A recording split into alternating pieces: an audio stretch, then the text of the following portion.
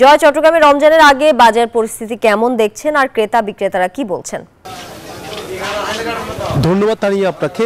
রমজানের বাকি আর বেশি দিন নেই, তার কারণে কিন্তু বাজারে আমরা দেখছি পণ্যের সরবরাহ অনেক বেড়ে গেছে।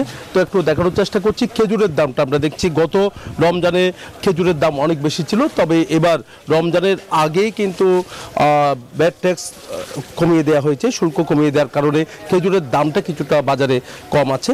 তবে কম দামে যে খেজুরগুলো আছে এর চেয়েও কিন্তু একেবারে বেশি দামের যে খেজুরগুলো, সেই খেজুরের দামও কিন্তু আমরা 800 টাকা করে তারা বিক্রি করছে আমরা দেখছি। তবে একই সাথে যে ছোলা, পাকিস্তান থেকে আসা যে ছোলা চট্টগ্রামের মানুষ কিন্তু পছন্দ করে, কিন্তু দাম আরও বেশি ছিল। এখন দেখা যাচ্ছে 270 টাকা কেজিতে তারা বিক্রি করছে।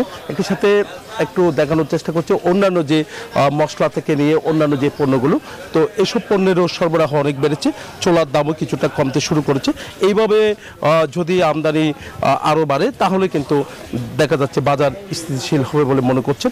তবে ছোলা থেকে নিয়ে ডাল পর্যন্ত বেশিরভাগ পণ্যের দাম কমেছে।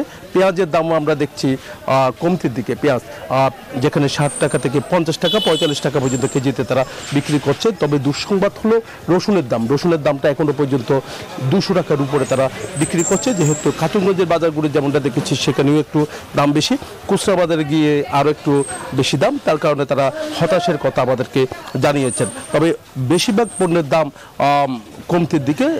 সবচেয়ে বড় সমস্যা আমরা দেখছি চালের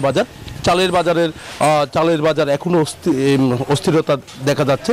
চালের দামটা যদি একটু কম হয় তাহলে সাধারণ ক্রেতা যারা আছে তাদের জন্য কিছুটা সহজ হবে। এই ছিল আমার এখানকার সর্বশেষ। ফিরে যাচ্ছে স্টুডিওতে তানিয়ার কাছে। জয়, ধন্যবাদ আপনাকে চট্টগ্রাম থেকে সরাসরি যুক্ত থাকার জন্য।